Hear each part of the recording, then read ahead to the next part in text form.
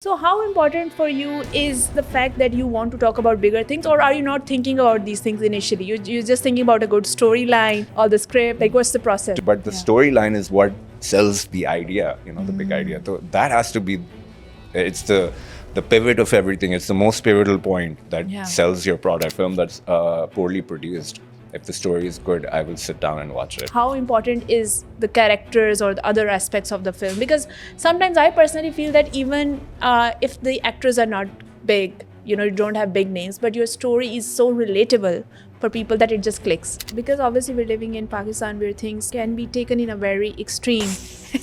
Sometimes you don't even think what people would give you feedback on. Like they would say, oh, I was looking at it through this angle. So I don't give my feedback to my audience. I just don't explain anything. What is your take on non-linear kind of storytelling? How important do you think that is for the future of filmmaking, especially in Pakistan? Hello and welcome to Foresee podcast. Today we have a very interesting guest. His name is Faraz Haider. He's a musician, he's a lead singer, and also now transitioning into films. He's doing multiple projects, so we will learn all about it. Thank you so much for joining me. Thank you for having me. Thank you so much. Yeah, you're doing so many interesting things. In fact, having some great projects in the pipeline. So speak to me about your earliest spark. If we talk about films, music, all of these things, what started it all?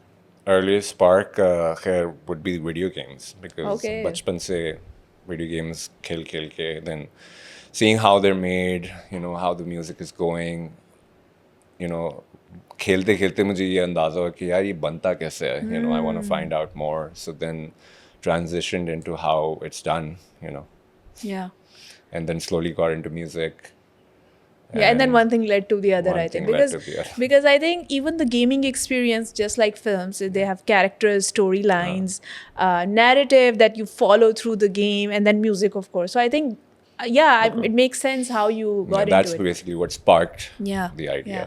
And your upcoming project, which is also somehow related to 3D modeling, this world that you're creating. So speak to me about this world that you're creating. What is this about? It's called Playroom, right? So, Yes. so speak to me about this. So Playroom is initially it was an album, a music album, my third music album. Okay. And it was supposed to be a short film, a 3-minute long film, based on the lyrics of my album. And then it turned into a whole science project.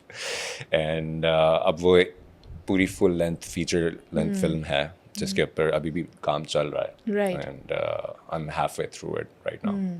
Great, great. And this film, the idea, how did you conceive it? How long were you thinking about it?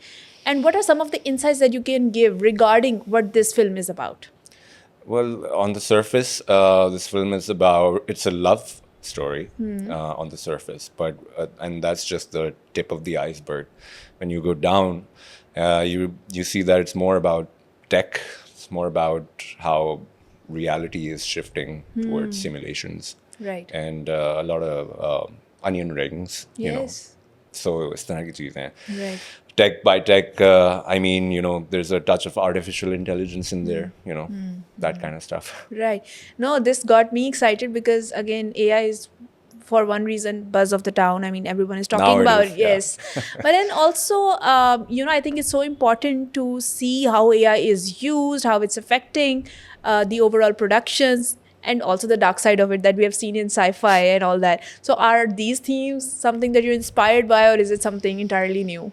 Well, I mean, the darkness is always a good inspiration for Yes, me, yeah. Because yes. whenever I see something and I want to dissect it, I always look at the dark side first. And then I see कि उसका फायदा क्या है. For example, a knife or a Yes. gun, Yeah.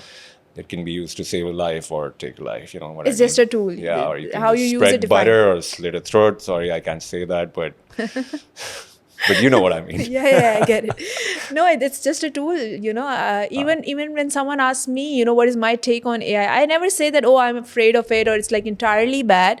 You have to give it the benefit of the doubt because it's a tool. And Yeah. how it's going to shape our future, I think, depends on a lot of different things. Your own mindset, how you're doing things. So, Faraz, speak to me about the themes, generally the themes that are explored in your film, given the fact that I know you also are a lover of sci-fi, psychology. Yeah. So speak to me about the inspirations. Where was the idea coming from?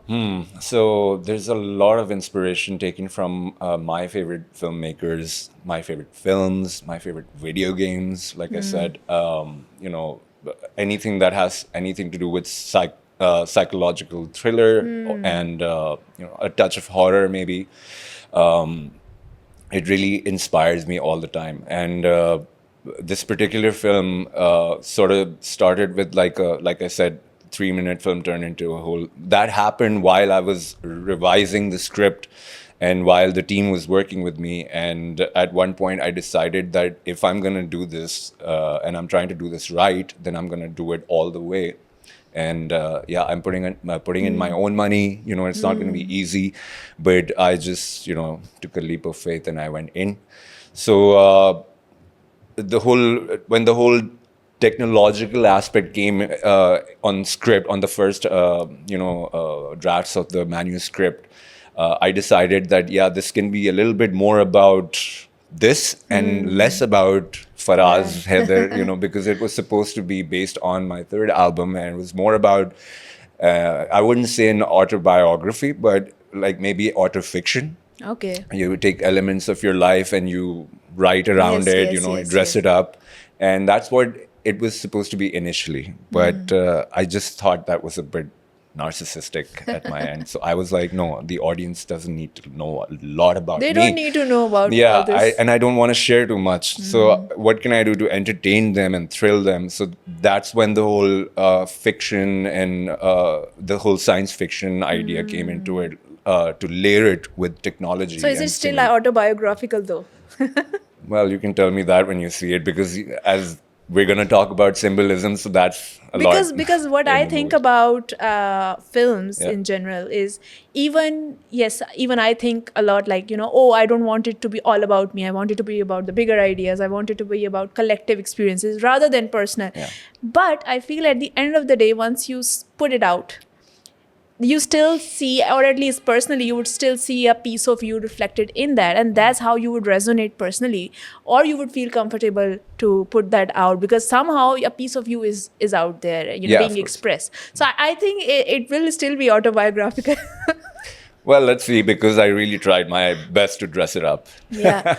But I think it's a good thing because as an artist myself, usually the process is that I feel something, I observe something. So then you delve deeper into those themes, talking about, psychological ideas. Sometimes it's a philosophical thought. Sometimes it's just like a basic observation. And then you see how that would link to bigger narratives, how that could perhaps be linked to certain areas of life that can bring social impact because you want the films or the documentary to do that. So how important for you is the fact that you want to talk about bigger things, or are you not thinking about these things initially? You're just thinking about a good storyline or the script? Like, what's the process? To me, a storyline is everything. To me, even if I'm watching a film that's poorly produced, if the story is good, I will sit down and watch it just so I can know how it's being told to me. So that matters the most to me. And then the production quality and all of that comes, second. It becomes secondary. But initially, I was the kind of person who would judge content, whether it's a film or anything, it has to be really well produced. But, a learning curve, changed my mind. And I was like, no, it's, those things are important. Of course they are, because I have corporate clients and I work for them, their briefs and all of that. So quality goes without saying, of course. But the storyline is what sells the idea, the big idea. So that has to be, it's the pivot of everything. It's the most pivotal point that sells your product or whatever content you're making. So mainly storytelling number one, and फिर बाकी चीजें आती हैं. And when we talk about the storyline, the script, what do you think defines the success of the storyline? Is it the characters?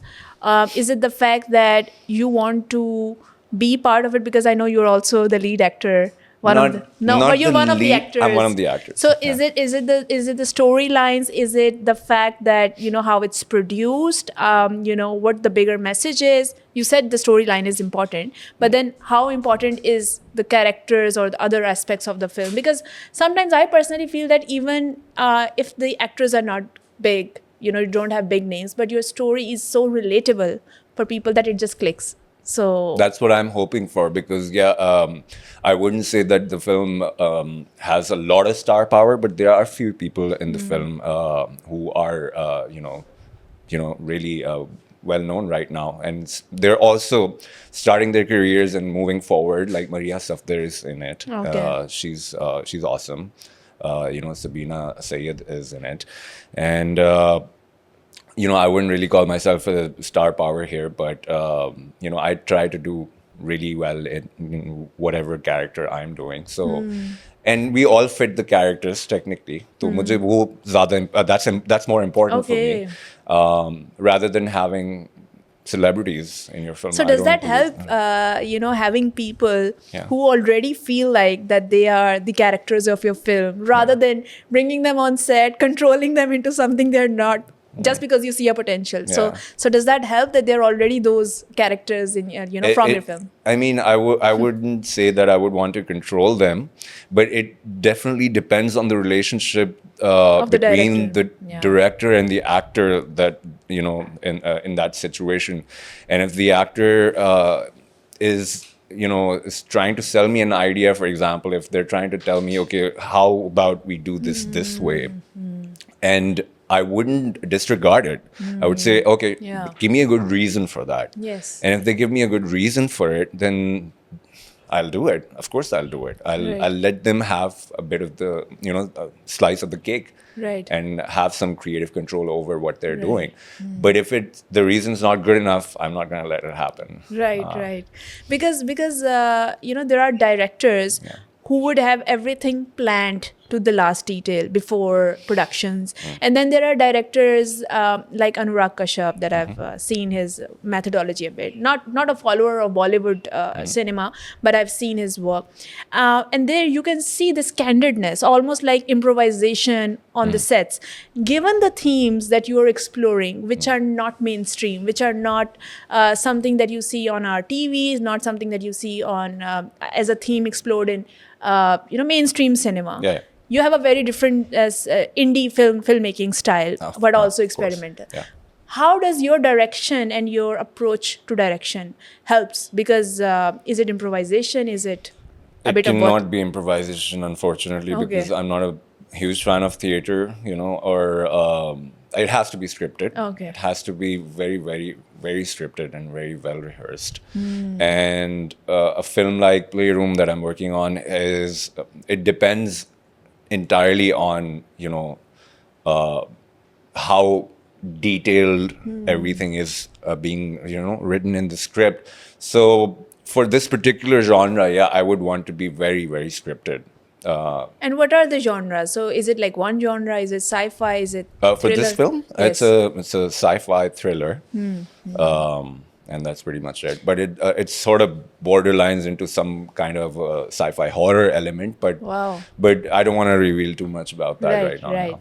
No, this is super exciting because you as you mentioned, this is not just compartmentalized into one genre, which makes it even more exciting that you're exploring multiple themes and multiple approaches to direction. And speak to me about the music side of it. Is it also done by you, or is it there's a team that's helping you, or is it your idea altogether for Yeah, this? well, I mean, initially I was gonna do all the music myself, and because I was doing almost everything, so there was a tunnel vision, of course, that I went into, and I decided to take a break from it. And I'm thinking at the moment that maybe I shouldn't be the one who should be doing the score of the film, but since it's a film based on my music, there has to be a little bit of me. Yeah. So I'm kind of in the middle of making that decision right now, but I'm sure I'll be doing it at the end. I think I'm it's pretty also sure. about the fact that you said that this was actually a musical work first, then it transitioned into film. So I think with these kind of projects, sometimes we just have to let our ideas breathe and see in which Exactly. direction it goes, because obviously you've done the music. Now, if you let other team members bring some creative energy and see where this project goes, perhaps it evolves it, because now it's taking a new direction, and you can't possibly do all the things Yeah. considering you have already so many different Yeah. roles. Yeah. Within the creative powers of the film itself. So, is it also because the fact that you have done the music, Now when you're thinking about the film and creating vision boards or creating visual storyboarding of it, you are thinking that perhaps it would create a different narrative if the music is played. Is that the reason, or something The else? reason that that thought came into my head was because I wanted more flavor into it, and a second set of ears and eyes always help, because if you end up doing everything, it just has a very monotonous Yeah. track. I think it always helps to have multiple perspectives and multiple Yeah. feedbacks on your work, especially if you're having multiple roles.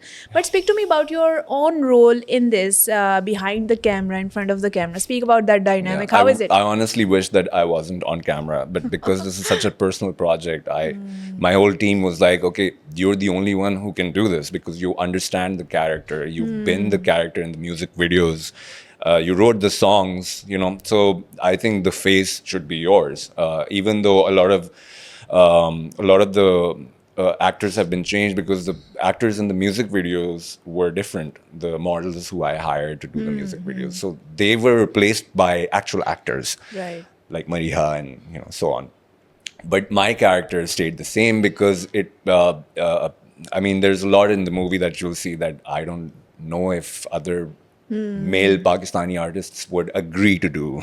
Okay. So that also was a part, but yeah, it was a collective decision for me to be in it. It wasn't mine only to bear. Makes sense. But I think But now I would always love being behind the camera. That's and me. and that becomes easier too, because on the sets it's all about how do you manage two things together, Yeah. right? At the end of the day, it's all about the product needs to be as you visualized, right? But also given the fact, as you said, perhaps the character is as such that not everyone can take on a role, have that mental space Yeah. to be able to encompass all the different facets of that character. So I Yeah. think in that regards that would help that you're doing it. Yeah. So yeah, this is super interesting. And when you were actually conceiving this idea, I know this goes way back, given the music and the entire journey of the idea itself. 2019. Yeah. So what were some of the inspirations for the film? Like, or maybe perhaps you were reading a lot on some certain psychologists or certain articles, or what were you reading? What was your material? I think all of this is driven from my gaming years. Okay. Because I don't know if you've heard of Metal Gear Solid, really big on AI Yes. back in the day when nobody was It even came, aware yeah, of what yes. AI is. And Hideo Kojima, basically, who's one of my favorite game developers, game directors, he is a genius. And his work I've been following since I was 9 years old. Wow. So I've been playing his games, and I know he's talking about artificial intelligence, but on the surface, it's a game about espionage. But the deep-rooted, the layered aspect of it, I understood when I was growing up and playing again. Every time I played the game again, I was like, "Whoa, what's happening?" There's another thing that I didn't see. The symbolism and all of that. And then Alan Wake is a great psychological Yes. thriller, almost horror. I think it is almost horror. So Sam Lake, I think he's one of my favorite game developers. So a lot of Playroom is coming from game inspired narratives. Not very film. Yeah. So I mean, there is a possibility of me pitching to one of my producers to make a game out of it later, maybe. I was actually going to ask you, why not a because game? of Unreal Engine, because we used Unreal Engine for the virtual production. So the assets are game ready assets. So we can easily make a game if we have money, of course. Yeah. And this is how you do it. First, you create the narrative, and then you can actually create an experiential thing. Because I think how the world is moving, especially the creators' economy, especially the gamers, they love the fact that they can be the drivers of the narrative rather than just the passive consumers. Of Because course. cinema, I love cinema, but at the end of the day, it's passive consumption. Yeah. So if you bring the element of game, it makes it more dynamic. I think Personalized. I think we definitely need more non-linear narratives, and that can only happen through a gaming structure. So speak to me about Unreal Engine, its usage, your workflow. is it a hybrid methodology when it comes to the production side of it, or is it more Unreal, less characters? Like, how are you utilizing the Well, I Unreal mean, it Engine? really depends on how do you want to use it, of course. Like, for example, The Mandalorian used Unreal Engine as a virtual production tool. They did it amazingly. We are not doing that because we don't have the technology in Pakistan to do that. But we used Unreal Engine in post rather than on set. But that made us have more control, I guess, because in post we could do much more after it's been shot, relighting and all of that Yes. stuff. It Yeah. becomes easier. And the budget, of course, restraints made us go into post rather than on set. So is tarah ka workflow tha. That's basically how I was using Unreal Engine. And of course, sculpting the whole world, that we're shooting. So some of it is real life, some of it is unreal. Yeah. Some of it is actually a set. Some of them are locations, but everything in Unreal Engine was sculpted again, like all the locations, Wow. all the And how many sets. locations are there? Well, there are a few, 4 or 5, maybe a few more. Wow. So there are 2 parts of the film. The first half of the film is very simulation, very, very stylized. And the second part of the film is the real world, which we want to do practically and have no virtual production and go for sets and, make it Wow. vintage. Yeah. So that the whole technology and reality Now could we have have much more information on the film. could coexist together in Yes. 2 separate Yeah. halves of the film. That's something I'm really looking forward to. The second half of the film, which is more real, more human, So that's something I'm looking So forward when you to. use the word, okay, I'm curious, when you use the word more real, right? And then on the other hand, we're using Unreal Engine, right? Yeah. How do you define the sense of reality? Because when we are playing a game, when we are seeing a film, in that moment, that's our reality. Because Of course. somehow we're experiencing that we can't, our brain doesn't know. And that's why I think great movies have such a emotional reaction in audience. Yeah. Now, when you said more real, I'm just curious what your understanding of reality is, and how would you think about the idea of real or the sense of copy when perhaps you're also simulating characters to that level of detail that, maybe they're meta-humans or whatever, they need to look poor level, they need to have these details, they need to have those expressions, or perhaps don't have expressions because they are unreal versus the real. Right. So how are you catering to this dynamic of Okay, reality? so what you're referring to is the characters being a mesh made out of 3D. Well, that's not what I'm going for. Okay. The characters will look real. They have been shot, as they are, but the world that they're in is basically looking a bit simulated. Okay. So you can't tell if it's real or Okay, not. so that's intentional. Okay. Of course it is.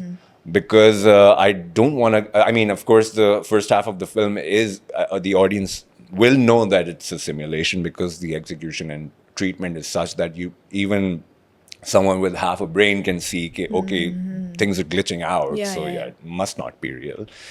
But the characters being real human beings was important for me. I just couldn't have them meshed out. Why do I feel that this is inspired by Matrix on any level? Well, there's a lot of Matrix, cyberpunk. Those themes are, I mean, of course, that was the godfather of how we see simulations and Yes, how we definitely. know that this reality could be a simulation. So you can't beat the Matrix, of course. Even the Matrix itself can't beat the Matrix. You can't. I was Like stuck the in it. part 4, for example, it can't beat the Yeah, first yeah, part, yeah. right? So of course, Matrix is one of my favorite films, and you'll see a lot of Matrix in my film.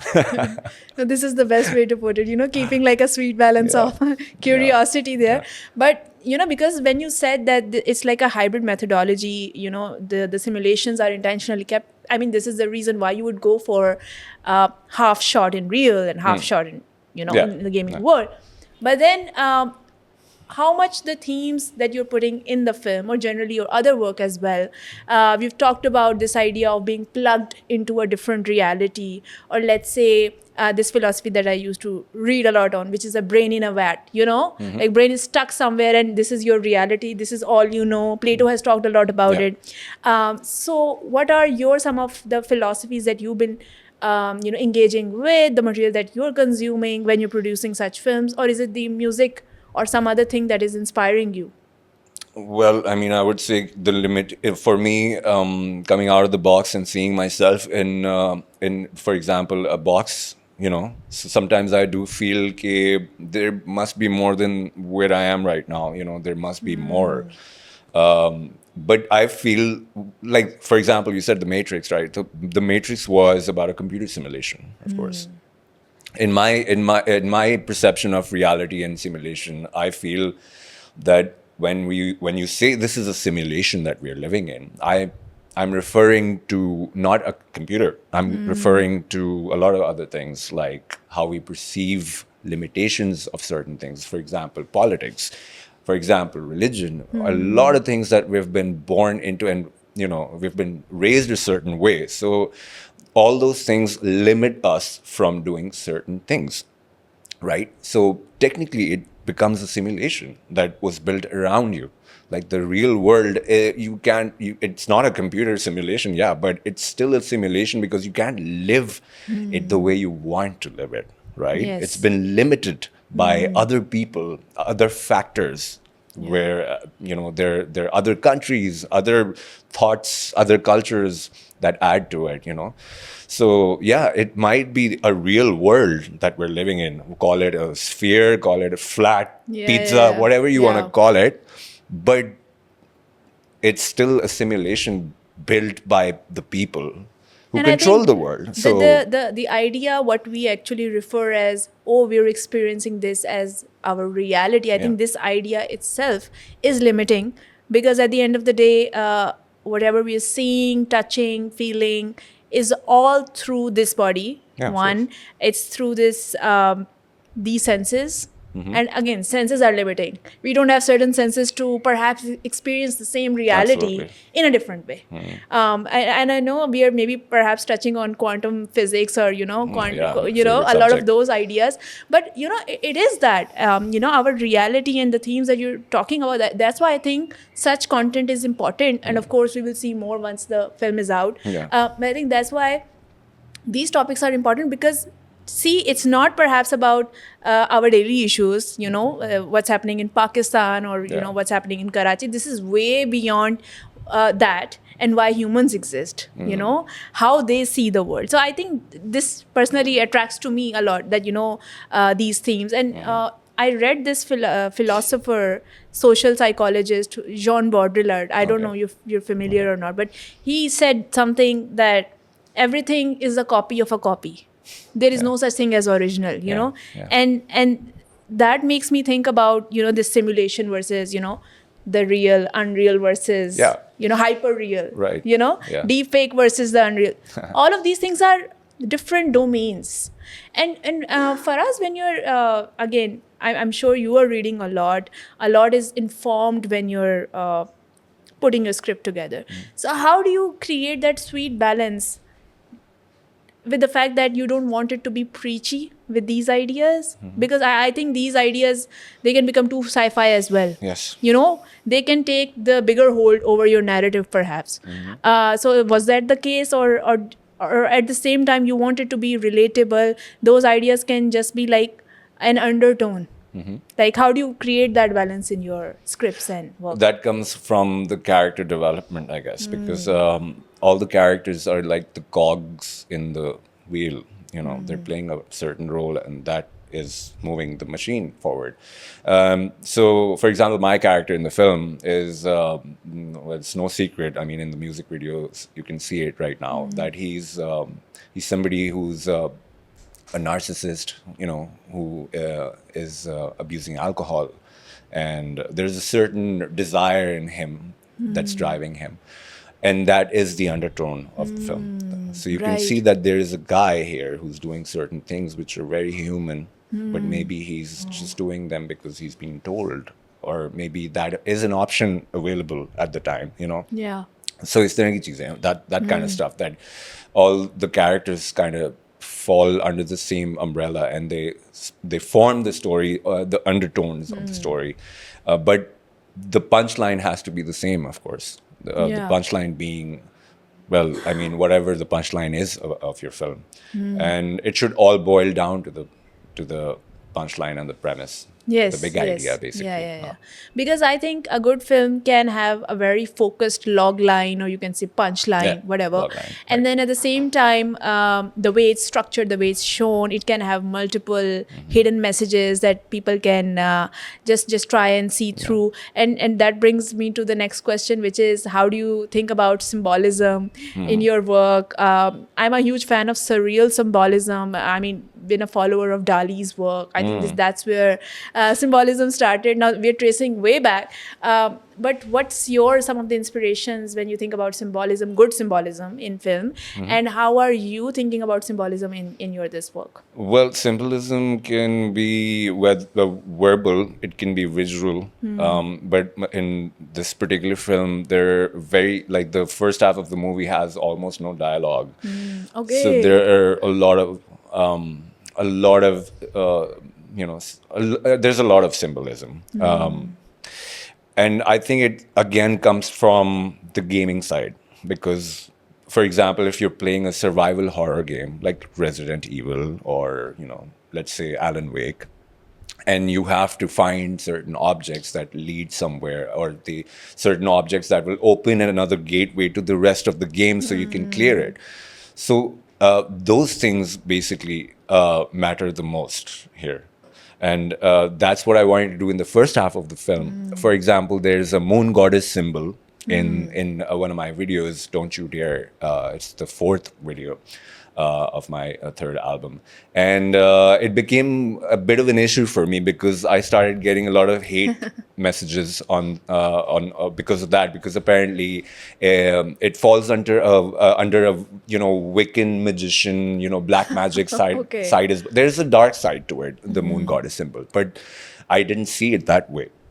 It wasn't my intent to use it that way. My intent was completely different. And if you look up the moon goddess symbol, it has multiple meanings. Yes. So my reason for using it was purely for the protagonist, the female protagonist in the film, and her power over the man. Yeah. So that's why I wanted to use the moon goddess symbol, because it empowers women. 3 different stages of women. Youth and middle age, and then the old age.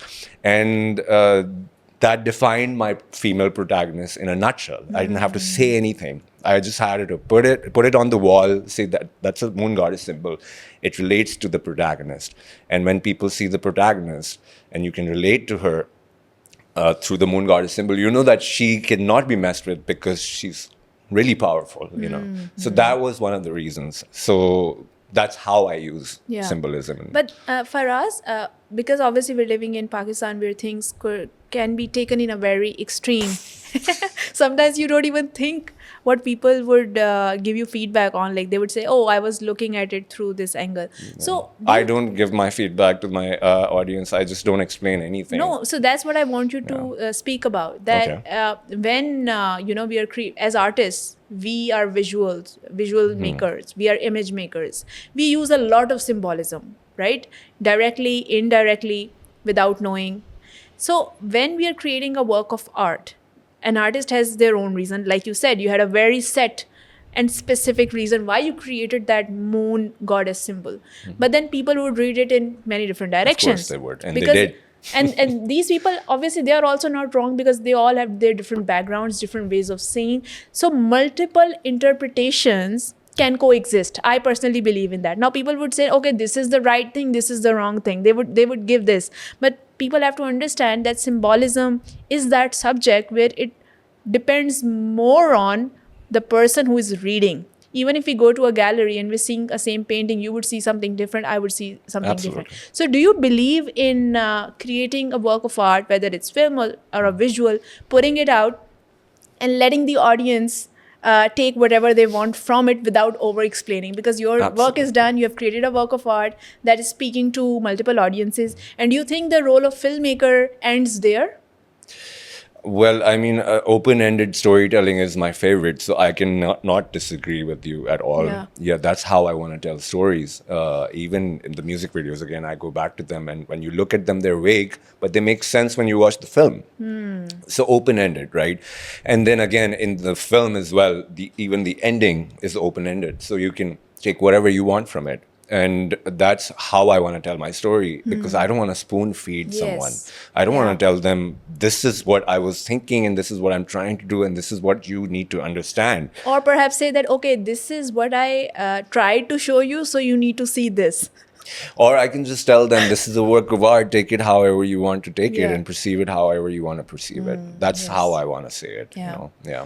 But then with this kind of approach, with especially in independent filmmaking, as in whole, all the genres, how much do you think people can have that leverage to be not say challenged, but to be given that space that they can actually have different taste buds? Because I think in Pakistan we have very strict taste when Yeah. it comes to the cinema that we want to consume, dramas that we want to see, and not even about that. I think that's something that has been shown to them. Maybe that's why they're exposed to it. That has become a formula. So what is your take on non-linear kind of storytelling? How important do you think that is for the future of filmmaking, especially in Pakistan? I think it is the future of filmmaking, and it is already happening. It's not happening in Pakistan, unfortunately, but it's already being done. Non-linear storytelling is something that has existed for a long time, and I am a big fan of that. And even in this film, I am doing that because the film starts aage piche. You know, there's a lot of Yeah. stuff that comes in and goes away, and then you show a bit of the real world and go back Yeah, into yeah. simulation, that kind of thing. So the only thing that I would add to the cinema part that you were saying is that we really don't have an ecosystem in Pakistan where you can have multiple genres. You don't have enough screens to screen the film. For example, agar if in August or in the end of the year there are 8 films coming, you have 8 films launching in Pakistan, but there are not enough screens to screen these films more than one Yeah. time. So how are these films going to make money? Yes. More for one screening, they'll make nothing. So you need to have an ecosystem and an industry that has genres.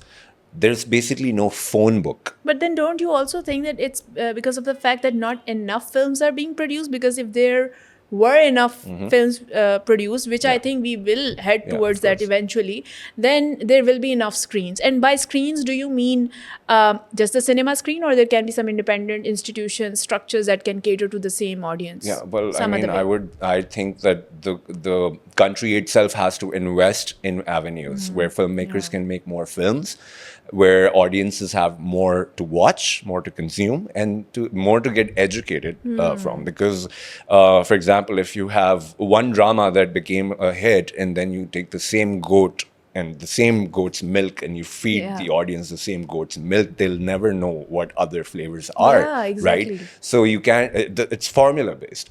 It's making money, let's duplicate it.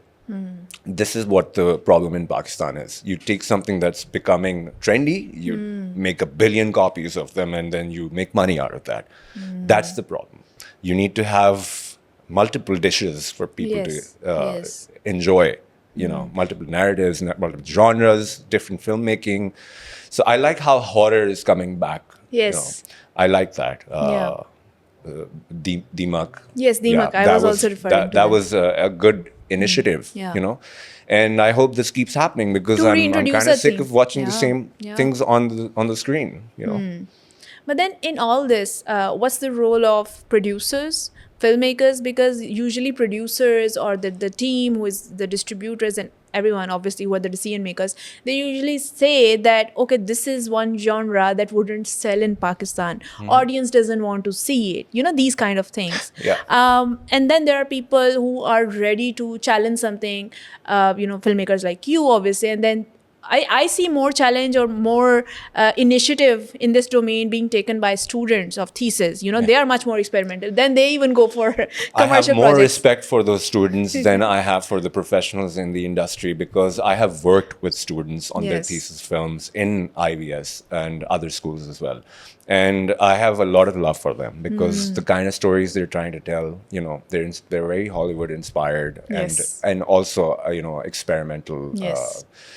So I feel that I feel that we should take students from schools and turn them into filmmakers, invest in them, give them money, give them grants, because Yes. obviously they can't afford to make films. Yeah. Give them grants so they can make good stories, good films, and then if they end up knocking it out of the park, then you can put that in the cinema and then make money out of it. If it's a good film made by a student with Yeah. a grant. So it's a good way to make money. I know it's Yeah. not as big as making like a film for 30 cinemas, but it's a good starting point. Then you have more students getting inspired to make more films Yeah. and And more then that grants. cycle And can then, keep yeah, on, that yeah. cycle will turn into an ecosystem. Yes, Right? And yes. a business, a new business protocol. So I feel that's lacking right now. But then on the bigger level, which is commercial films, because at the end of the day, I think even producers would still say that these are student projects, although they are quite mature. Some of them are quite good. I think they are worthy of awards at any international film festivals, but they would still be labeled as student projects. Now, if we speak about commercial films that are being done, how do you think that transition can happen even like 0.5% if you're going with such a small number? Because I personally feel like no one is taking that initiative. Yes, now horror, like you said, Deemak is coming. So now we have more case studies. People can say, okay, someone has done horror, so Yeah. more people would be motivated. Someone has to take the risk. Yes. Of course, there has to be one guy who's willing to put himself on the chopping block and say, okay, cut off my head. It's okay. I've had enough. Yeah. So I'm one of those people. I put in a lot of my own money into it, and I Yeah. know I've sat in a room full of distributors, tycoons, who know how to make money, Yeah. and they're looking at me and like, are you stupid? Why would you make a film with your own money in a country that doesn't even know what this genre is? Yeah. So I tell them that it might not be just for Pakistan, but yeah, maybe one day it can be, because maybe you guys can take that initiative. Maybe you Yeah. guys can take this movie, maybe, and market it right to the right people. Yeah. I mean, they might definitely disagree with what I'm saying right now, because they just want to make money, right? And what's the reason that our projects, especially the experimental films or the new stuff that we're producing, is not reaching OTT platforms like Netflix or whatever other platforms are, Amazon? And is the reason being that we are not creating certain content that is of Hollywood standard? Is it that, like, what's the reason? What's stopping us? I think there's a lot of cultural difference here.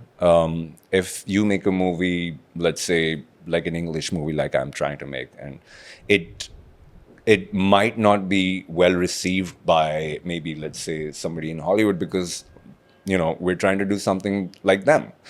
And if I would see a movie produced in Hollywood, which is based in Pakistan, maybe, so that kind of a cross would make anyone feel like, okay, this is a little weird. But if it's well produced, if the story is well told, and if it's packaged right, then it will not look bad. It will not look, it won't make you uncomfortable. You will enjoy it. So I feel the only way to answer that question is to just have more content, more people who can support more, invest in more content. And like I said, grants. The government needs to give these filmmakers more grants so they can make more films. Yes. Yeah. No, that makes sense.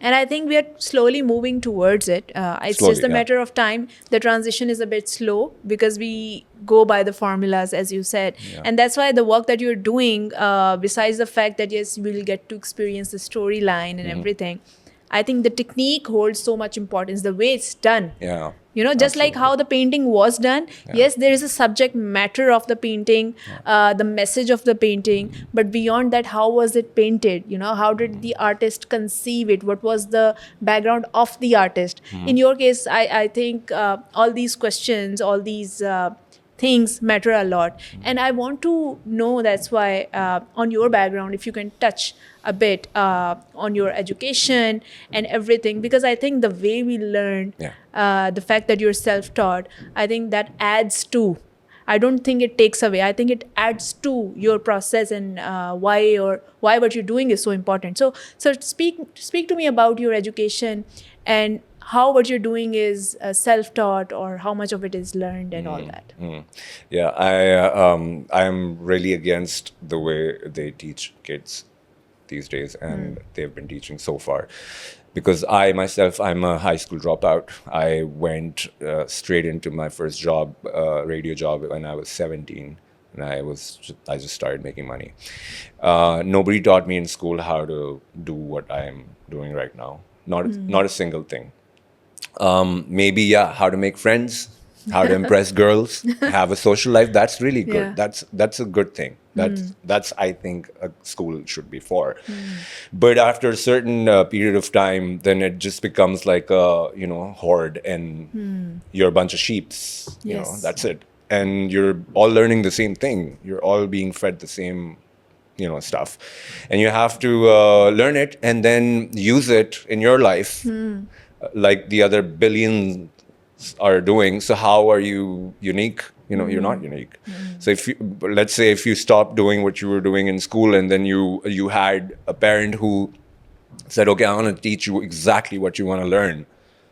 So and at the age of maybe 15 or 16, wouldn't that make a huge difference? Yes. Wouldn't that kid be a bigger success rather than becoming a PhD in whatever the hell they're trying to do, or their parents are making them do, or society is making them do, or all the pressure of being a success and doing what your friends are doing. And having like a final evidence of degree in your hand for all of that. What is that, a piece of paper? Yeah. It doesn't say how dedicated and passionate you are. It doesn't. It Definitely. just tells somebody, this is what I can do. And you don't need a piece of paper for that. Yes. I don't think so.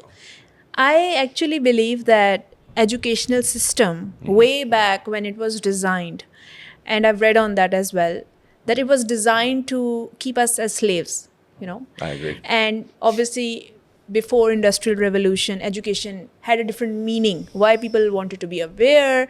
There was a need for institutions to exist. There was a need for students to come in, have discipline, and learn. Now, living in this time where we have access to information like we never had.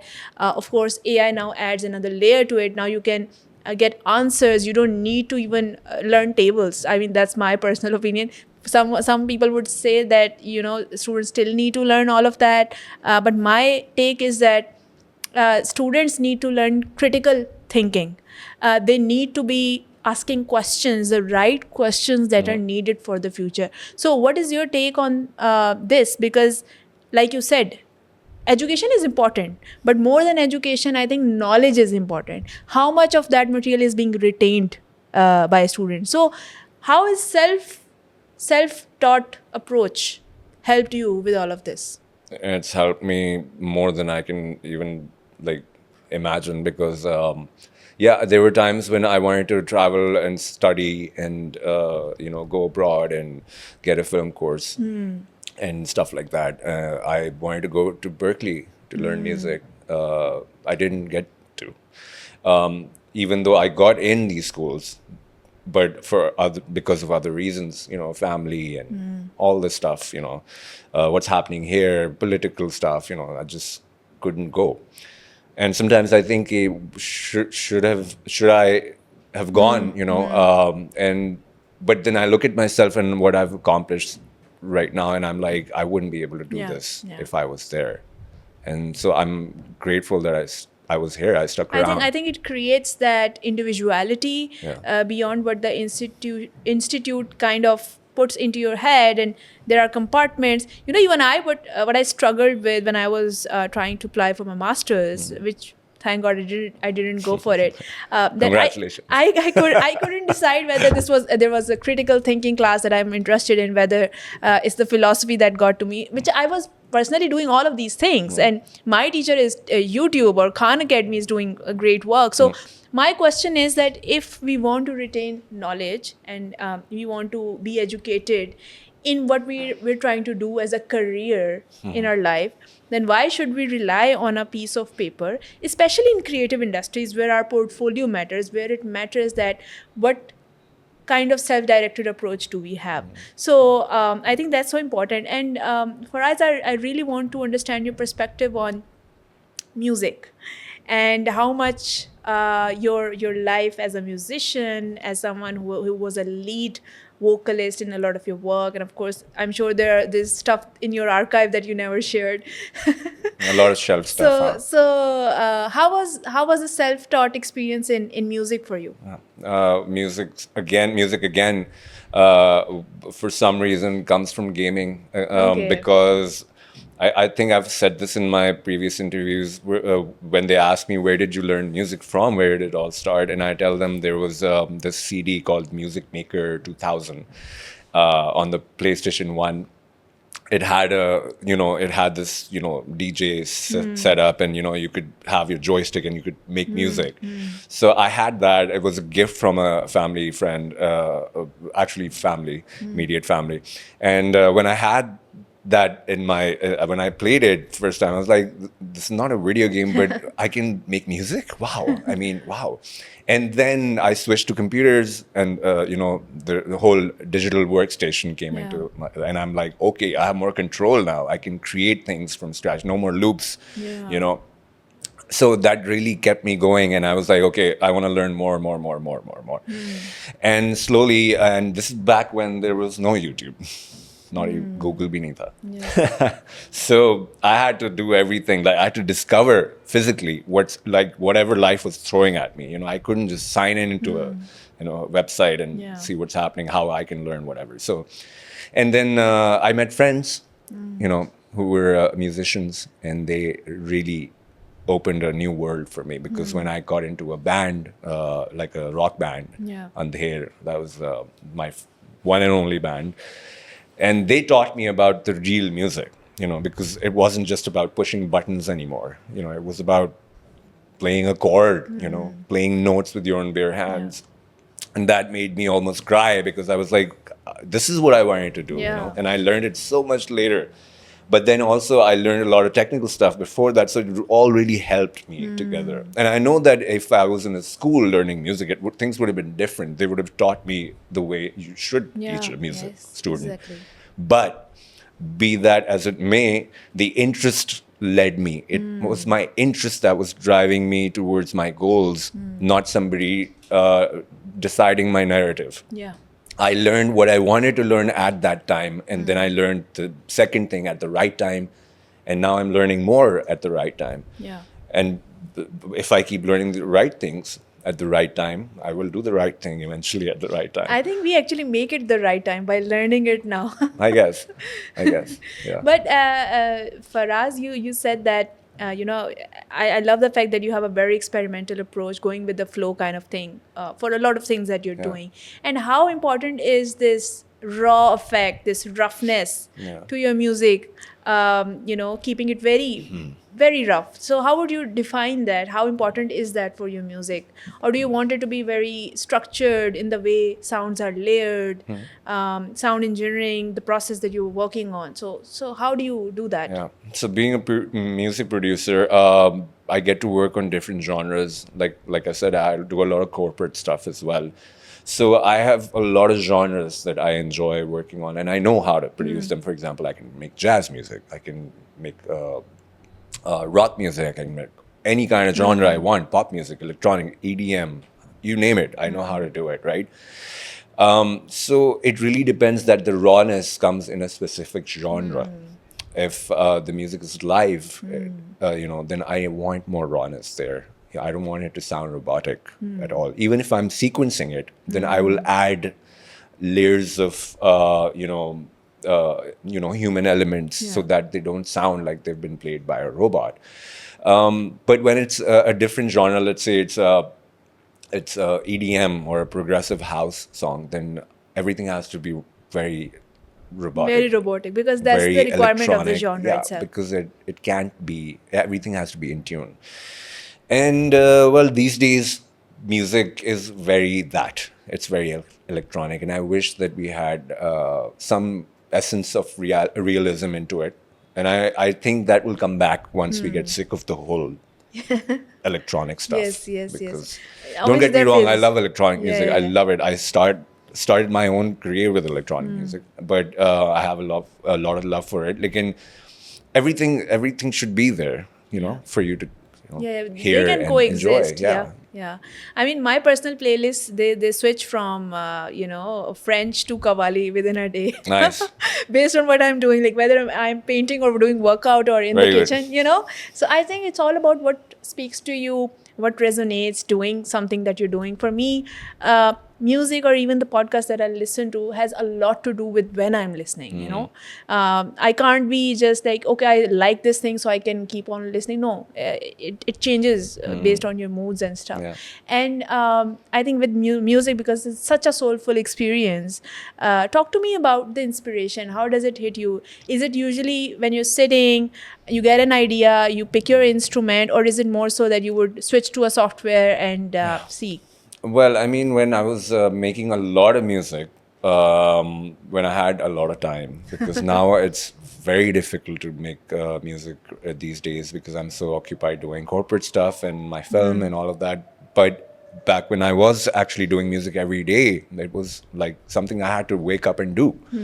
And that's when things would be very, like you said, going with the flow. If I heard a good song that really made me feel good, then I would try to make something similar and pick up the guitar. Maybe if I had a bad day, I would pick it up and start strumming it and then see where it goes. There was a song called Dunya Ghum Ke, one of my songs from my first album.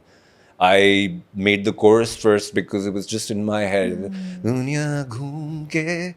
So मेरे दिमाग में it was just in my head, and I was like, I don't know how to make this song, but how I just want to remember this one line, and I just strummed it and I recorded it and I just kept it. And then later I started writing around it, so I made the chorus first.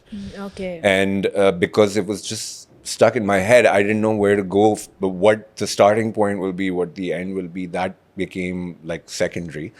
And that's how I used to do music. I was just craft whatever parts come to me at a specific time, and then I would shelf them and then work on them again and Yeah. make them whole. But at some point, you have to know when to stop.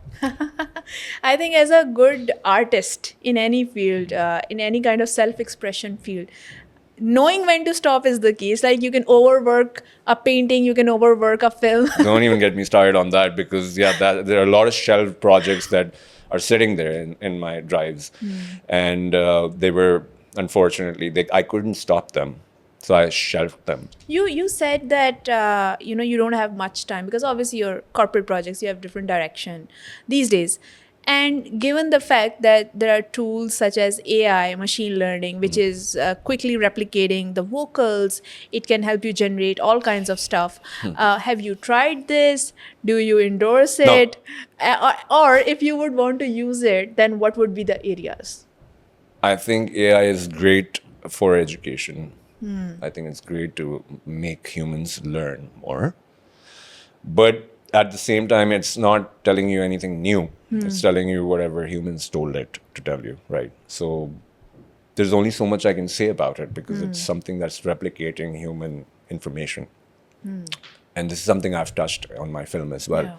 How is AI making a difference? AI is making a difference by educating people. Yeah. If you don't definitely. understand something, you take help from AI. It's a great tool to research. It's great. Yeah. But when it starts doing what we're doing, that's the Yeah. problem. That's what the problem is. On this, I would actually like you to delve a bit deeper on the subject, because a lot of the people who would be listening this, they would have a take on, let's say, oh, but it's giving access to people who might not have the skill for music. Let's say if there is someone who for who the music is not the basic thing. That's not his career. That's not his profession. He's not in the industry. Right. Perhaps he has a small idea that he wants to explore. Now, what is your take on music, vocals, or whatever is being done by AI as a template? Because I understand that as us creatives, we want to be in that process, right?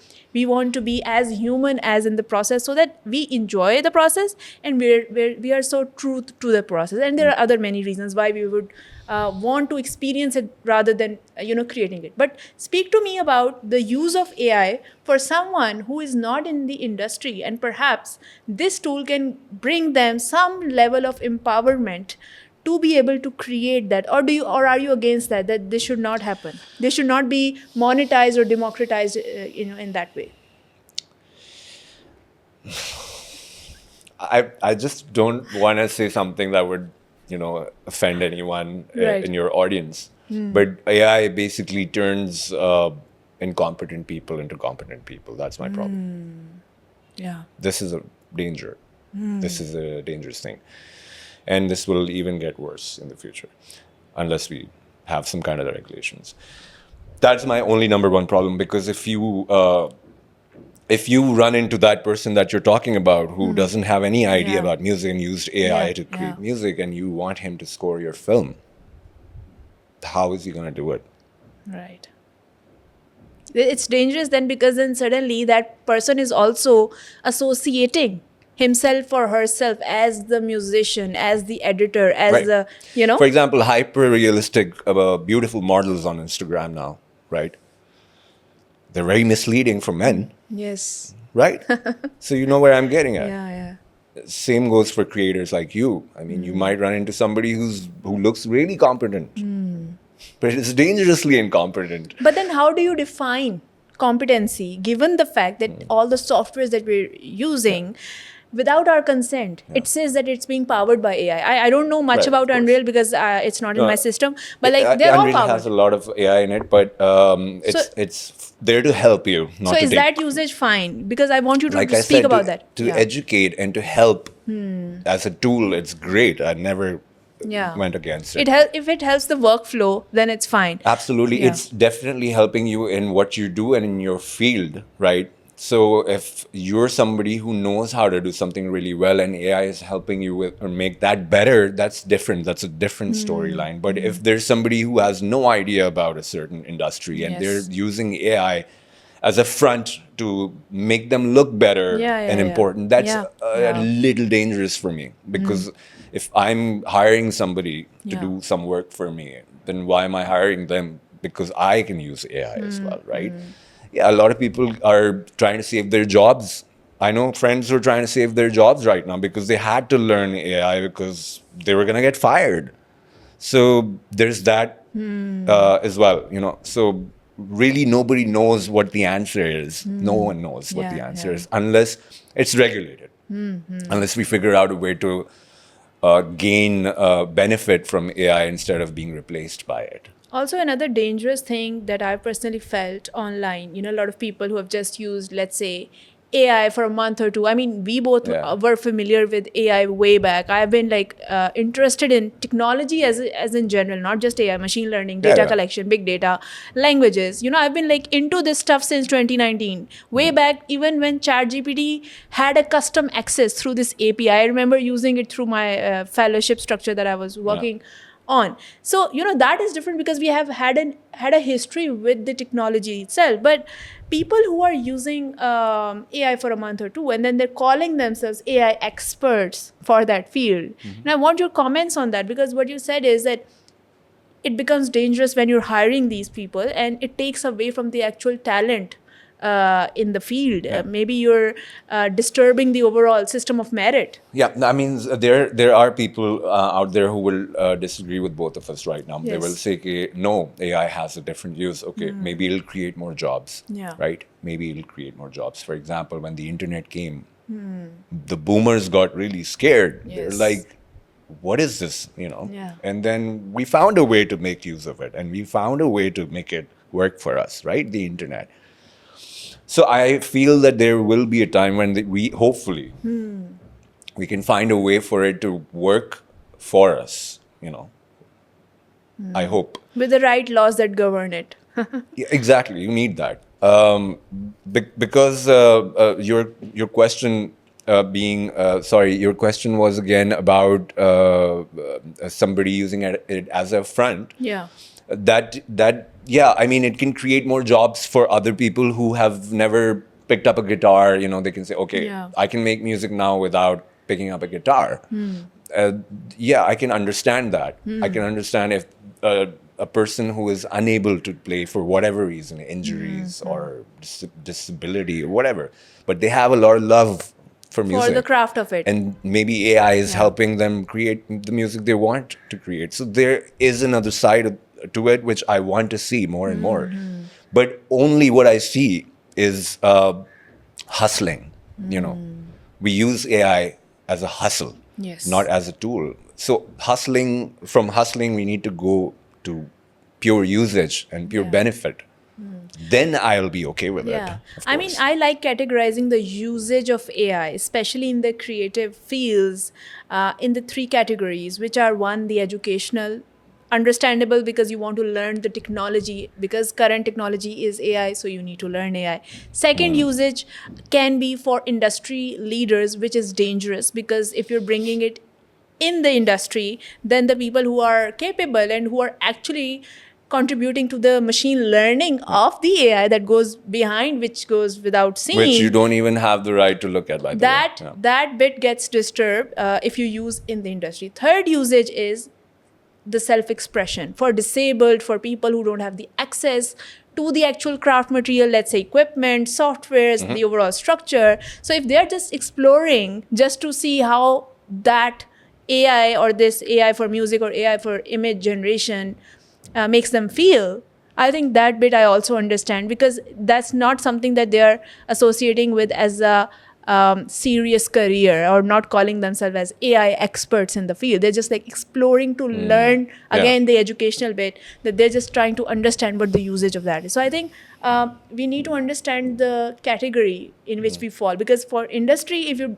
making that as a standard now, that okay, let's use AI tools to edit, I still don't buy that. I mean, a lot of softwares that I was looking into, like Google VO3 is now so advanced. I don't know if you're I've keeping a checked it tabs out. on. I've checked it Runway, Luma Labs, all of these have a new feature every single day. Yeah. Like, I don't even know where this is going in like next 2 weeks. How much more of this brings automation for, let's say, on-set AI usage, or because there was like a green screen feature that I saw on Runway, that you can shoot a film and then create a fictional character that can act the same way in real time, which is also something that you find in Unreal Engine. So I think a lot is happening, but at the same time, we need people, human beings, to be specific, who can be the drivers of this thing. Yeah.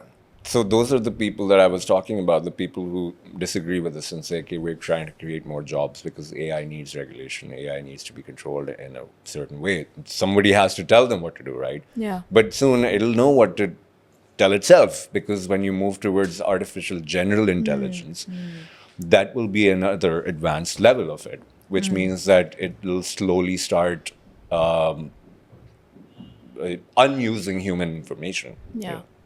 And then super intelligence, which we don't even know what Yes, it will yes. be. So That we don't would even be know the what that next- is. I mean, that would be, I think, ultimately the next frontier. Possibly because, I mean, as a person who has consumed so much sci-fi, you Same. can't think positively about this technology, right? Yeah, There's like this I dark said in the aspect beginning to of it. this podcast, that I like to see the dark of everything first, and Yes. then I will try to see the usage and whatever the benefit is. So it's Especially really when- important to see the darkness. Especially when a technology is just starting to boom, is having its initial period, like how AI, we're just all trying to navigate, and what our side is against or with it. I mean, there's no right answer because it depends on the usage, how we said. of course. But I think it becomes so dangerous at that time. It's definitely a tool for the dark, nothing positive in that So, time. I would just say that tip of the iceberg is where we are with the internet and with the artificial intelligence. That's just the tip of the Yeah. iceberg. when you go down, you will see like stuff like Mariana's Web, you know. You'll hear stuff about the fog, and this is all in my film. It's gonna be in my film. Things that do not relate to internet, Right. things that are like the internet, but they're different servers, information Okay. that humans can't understand, and that is in the dark and the deep web Yes. and other aspects of the internet. So we're only playing with the tools. We're in the playroom. I like that. Yeah. We're in the playroom playing with our little toys. But of course, what's driving the toy Yeah. is something way more profound. Yeah. We spoke a lot about music and its role, films as well, the visuals. I want you to speak about the silence. What does silence mean for you? How important is the role of silence or these little gaps? Now you can also define silence in different ways for your own music. How important is that in any composition? You mean music or film? Both. Both, I think okay. I Well, think I mean, silence has different definitions for both. Silence in film is very important.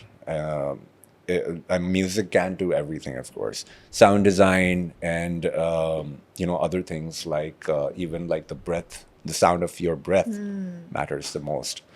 And when you go more into it, when you do sound design, because I do that a lot, sometimes I feel that the sound design is so good, it's sounding so good that I don't need music here, because everything is just telling a story. The footsteps, the opening of the door, just the breathing of this, human being is, making me go closer to the screen, instead of the music just humming everything for me, So that really matters to me.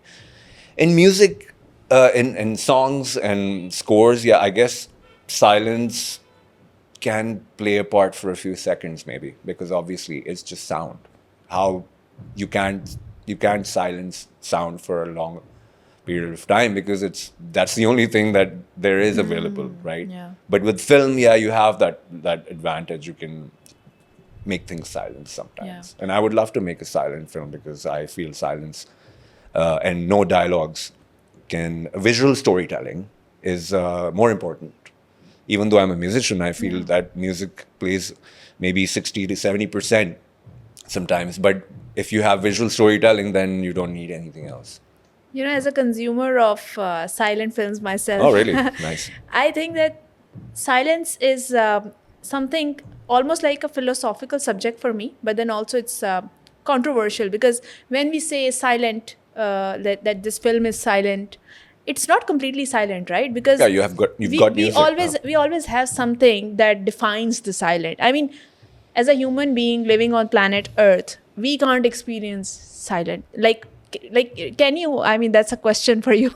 They even say there is a sound of silence. Exactly. When you can hear Our own body has a sound, like when the when sound you, comes. for example, if you do this, you can hear a bit of a rumbling, Yes.